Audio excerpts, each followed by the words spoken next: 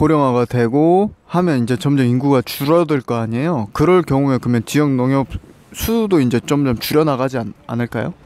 그거를 대안을 삼은 게 기계는 점점 최신화되고 그다음에 어르신분들은 힘은 없고 땅은 있고 농사는 짓고 싶고 하다 보니까 저희가 농기계 은행 임대 사업을 해요. 그래서 기계값도 너무 고가로 움직이기 때문에 어른들께서는 잘 조정도 못 하시기 때문에 저희한테 농협에다 신청을 하시면 저희가 뭐를 심어주거나 로타리를 해주거나 그 다음에 수확을 해주거나 이런 게 대안으로 새로 생겨가지고 그렇게 좀 시대에 맞게 지금 사업을 하고 있습니다. 그러면 인구가 줄어들어도 뭐 버틸 수 있는 또 새로운 그런 채널이 된다는 거죠? 버틸 수는 있는데 그게 만약에 어르신이 갑자기 좀 돌아가시거나 그러면은 상속을 받으면 자녀들이 오잖아요. 자녀들이 농사를 지으려고 하지 않아요. 주변 지금 경험상으로 봤을 때 오히려 그 돈을 팔아서 자기 저금이나 다른 걸 사길 바라기 때문에 그거를 방지하기 위해서 농협 말고 그거는 농어촌공사에서 땅을 매입하고 나서 그 다음에 서울에서 뭐 청년 농업 이런 식으로 지원을 해줘요. 여기를 지어봐라 이런 식으로 몇 년 임대식으로. 이거는 농협이 아니라 농어촌공사에서 지원을 합니다. 자, 이제 취업을 지역 농협으로 했잖아요. 혹시 그런 계기가 있었나요? 처음에는 학생이었는데 저희 지역에 일자리가 났다고 지역 분들이 알려주셔가지고 한번 지원해봐라 해서 했고 운이 좋게 면접 봤을 때 3명밖에 안 왔어요. 시골이다 보니까 3명밖에 안 왔는데 농협은 나이를 안 봐요. 학벌도 안 보고 성별도 안 보고 그랬는데 제가 지원했을 때 40대 분들이 있었고 근데 유일하게 20대였으니까 아무리 회사 기준에서는 젊은 사람을 뽑으려고 하는 영향도 있었고 예, 그래서 제가 됐었고 주변 추천으로 처음에 해서 그냥 속는셈 침으로 하다가 계약직이 되고 그 다음에 또 운이 좋게 작년이랑 올해 기준으로 정년 퇴임분이 4분이 계셔요. 그래서 앞에 제 위에 선배님들이 7년 8년 하셨던 분들이 정직원으로 전환이 되시고 우연찮게 저는 1년 만에 올해 정직원이 된 케이스죠. 엄청 빨리 된 케이스죠. 예, 이런 케이스는 진짜 흔치 않죠. 운이 따른 케이스니까. 제가 보기로는 시험 봐서 막 이렇게 또 계약직으로 몇 년 하다가 또 시험 보고 해가지고 되는 걸로 알고 있는데 이런 경우는 또 처음 들어보네요. 네, 시험도 하나의 방법이고요. 정직원의 길이 2개가 있는데 하나는 기능직이라고 해서 어느 직무에 특화된 사람을 뽑는 그런 정규직 자리 있고 그다음에 하나는 공채로 인터넷에다 공채 신청하고 면접 보고 NCS 보고 하는 그런 공채 2길이 있습니다. 제 기능직이세요? 네, 저는 기능직입니다. 그 어떤 기능직이시죠? 저는 유료 쪽을 담당하고 있는데 계약직일 때는 유료 담당이 아니라 경제센터 지원 업무를 맡고 있었어요. 거기서 지원했을 때 거기서 좀 경력을 인정해줬었고 그 다음에 저는 좀 군대에서 대형 버스 운전병이었는데 대형 차량 운전병이었는데 버스랑 유조차를 운행을 했어요.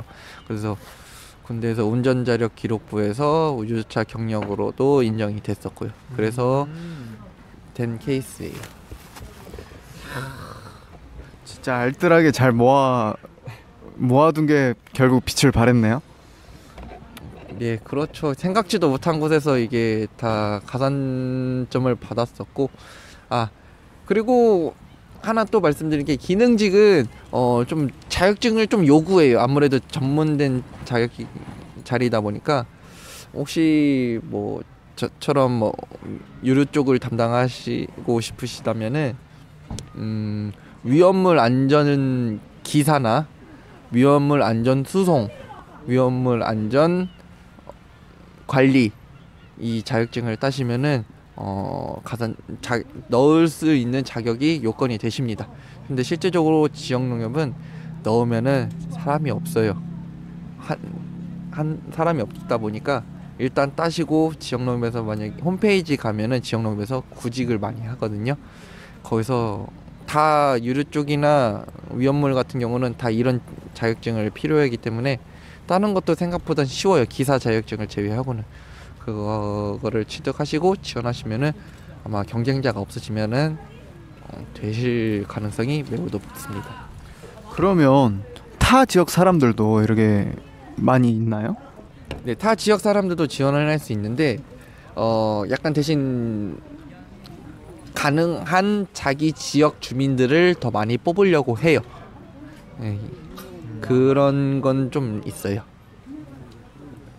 그리고 또 하나의 팁을 말씀드리면은 농업을 지으신 분들은 저희는 조합원이라고 해요. 저희 회사에 등록되신 분들을. 근데 조합원의 가족이면은 또 많이 좋게 보시죠.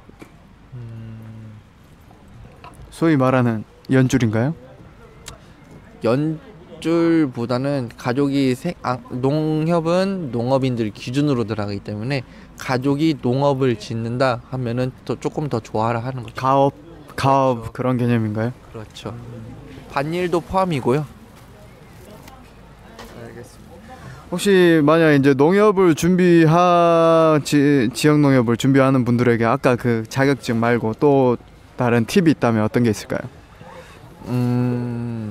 지역 농협 제가 생각했을 때는 요즘 고령화가 점점 심해지기 때문에 시골 지역이나 많이 자기 고향 쪽이 많이 시골이라 생각하시면은 그쪽을 전략하시는 것도 가장 좋을 거라 생각해요.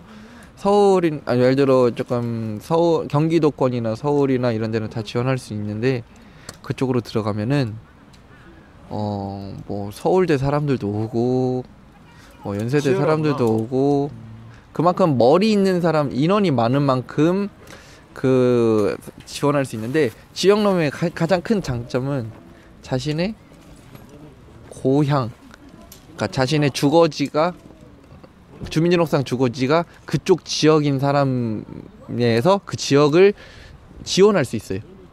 이건 특혜예요, 특혜. 그러니까 아무래도 사람이 없는 곳에서 지원을 하면은 뭐 더 가능성이 높겠죠. 안 그래도 고령화 때문에 나이를 안 보니까 40대 분들도 많이 시험을 보시고 30대 분들도 많이 시험을 보세요. 시험이라는 게 NCS 두 종류가 있어요. 농협에서는 중앙의 시험이 있고 그다음에 지역농협 시험이 있는데 중앙의 시험은 솔직히 말하면 난이도가 높아요. 근데 지역농협은 비빌만 하죠. 그러면 이제 기능직은 나이 상관없이 이제 그 기술 있는 거 관련하면 또 이렇게 면접 같은 거 봐서 할 수 있고 공채로 들어가려면 공채도 역시 나이 상관없이 지원이 가능하다는 거죠. 시험만 잘 보면. 네, 영어 안 보고 학벌 안 보고 성별 안 보고 나이 안 보고 이게 공통적인 거고요. 쉽게 말하면 기능직은 어느 직무에 특화된 요건이 맞춰지고 면접을 보고 그 다음에 되는 거고 공채는 뭐 적성 검사 같은 거 인성 검사 이런 거 보고 뭐 NCS 보고 면접을 보고 최종이 되는 거고. 근데 또 이런 케이스도 있어요. 무조건 혹시나 해서 말씀드리는데 기능직이면 무조건 기능직의 길로만 가야 되나요? 이런 분들이 혹시 있을까봐 말씀드리는데 아닙니다. 기능직에서도 농협에서 자체적으로 공식적으로 시험을 볼 때가 있어요. 그러면 이게 기능직에서 만약에 시험에서 합격이 된다 직원들 대상으로 했을 때 시험을 보면은 합격하면은 이게 공채랑 똑같아집니다. 그러니까 기능직에서 특화된 분들에서도 그 시험을 합격하면은 은행직으로 넘어가고 직무가 다른 거죠. 다르게 할 수도 있는 거죠. 근데 지금까지 경험상으로 한 4번 정도 위에 선배님들이 있었다고는 하는데 많지는 않아요. 근데 어쩌다 한 번씩 짠하고 나타날 때가 있으니까 그것도 하나의 기회라고 생각합니다. 어차피 정직원은 똑같기 때문에 급여는 거의 똑같을, 오히려 기능직 장점도 있고 은행원 장점도 있고 있기 때문에 일단 거기 있다가 시험이 있으면 거기서 시험 보고 준비하는 것도 나쁘지 않을까 생각합니다. 이건 갑자기 든 생각인데 진급하려면 또 진급할 때 뭐 시험 같은 거 보나요? 뭐 아니면 고가 같은 게 딱딱 진급 연한이 있어요? 제가 이쪽 부분에선 정확히 알지는 못하는데 진급 시험은 있고요. 진급 시험은 있지만 뭐 실제적으로는 그렇게 급여는 높은 곳으로 가기 위해서는 뭐 직급이 필요하지만 높은 곳에 욕심이 없으신 분들이 주변에 많기 때문에 그냥 계속 대리님으로 50대까지 계속 하시는데 급여는 그렇게 차이 나진 않아요. 근데 높은 곳을 갔을 때 급여가 확 차이가 나기는 해요. 인터뷰 해주셔서 감사합니다. 제가 모르는 내용들이 많을 수도 있어가지고 걱정했는데 자, 아는 선에서는 말씀드렸는데 혹시나 또 궁금한 사항 있으시면은 댓글 주시면은 친절하게 임종아리 분께 전달해드리겠습니다. 감사합니다. 혹시 인터뷰가 도움이 됐다면 구독, 좋아요 부탁해요. 안녕.